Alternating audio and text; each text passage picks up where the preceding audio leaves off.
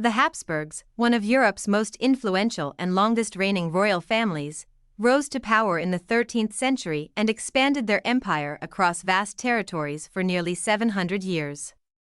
But despite their wealth, influence, and power, the Habsburgs were known for a peculiar practice that left a dark mark on their legacy: inbreeding.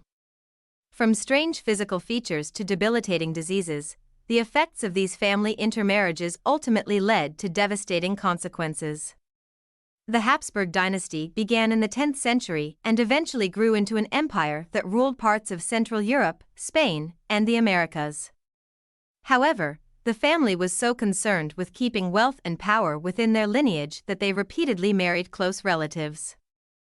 In fact, some of the most famous Habsburg monarchs, such as Charles II of Spain and Philip II of Spain, were the result of multiple generations of inbreeding.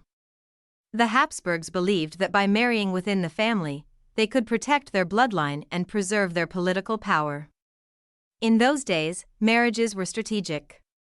Marrying a cousin or even a niece was seen as a way to prevent power struggles with other noble families. They married their relatives to maintain loyalty, solidify alliances, and concentrate wealth. However, what they did not fully understand was the genetic price they would pay for this decision. So, what happens when a family repeatedly marries within itself? Inbreeding increases the likelihood that offspring will inherit the same defective genes from both parents. The result: hereditary disorders and genetic issues that can range from mild deformities to severe disabilities.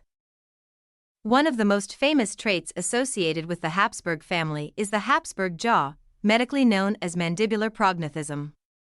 This condition caused an abnormally large lower jaw, leading to prominent chins and overbites. It was so pronounced that it became a distinguishing feature of the Habsburg family.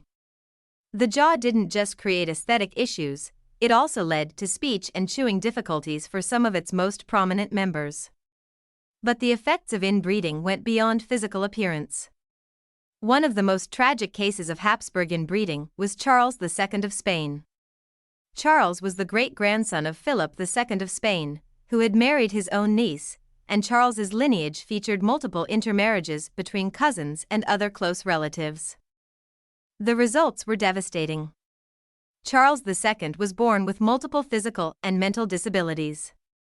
He had a weak and frail body, a larger-than-average tongue that made it hard for him to speak clearly, and he was plagued with health issues his entire life.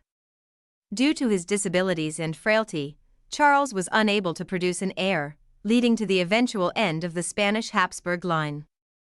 Imagine being a king but constantly in pain, plagued by ill health, and unable to fulfill the basic roles expected of you due to your family's choices. Charles became known as El Hechizado, or the Bewitched, because many believed his illnesses were the result of a curse rather than inbreeding. His tragic life is perhaps the most telling example of how the Habsburg family's obsession with keeping power within their bloodline eventually destroyed their legacy. Charles II's inability to produce an heir had profound political consequences.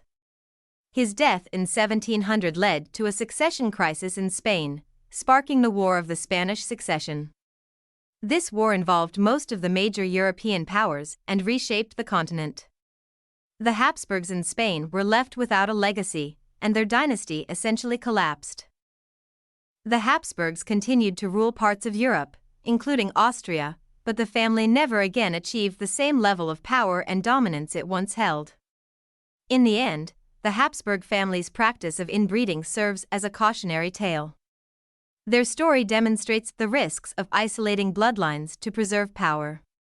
The once mighty Habsburgs saw their legacy diminish not due to external enemies but because of the genetic consequences of their own choices. Modern science and genetics have since shown us the dangers of inbreeding. Today, royal families across the world recognize the importance of expanding their family trees and marrying outside their own bloodlines. But in the Habsburgs' time, genetics was an unknown science, and the dynasty paid a high price for what was, at the time, considered a reasonable strategy for maintaining power. The story of the Habsburgs is a fascinating yet tragic part of history. Their desire to maintain control over their vast empire led them down a path of genetic destruction. In their quest for power and unity, the Habsburgs ultimately paved the way for their own downfall, leaving behind a legacy both awe-inspiring and cautionary. If you enjoyed this dive into history and genetics, please like, subscribe, and share your thoughts in the comments below. What other historical families would you like us to explore next?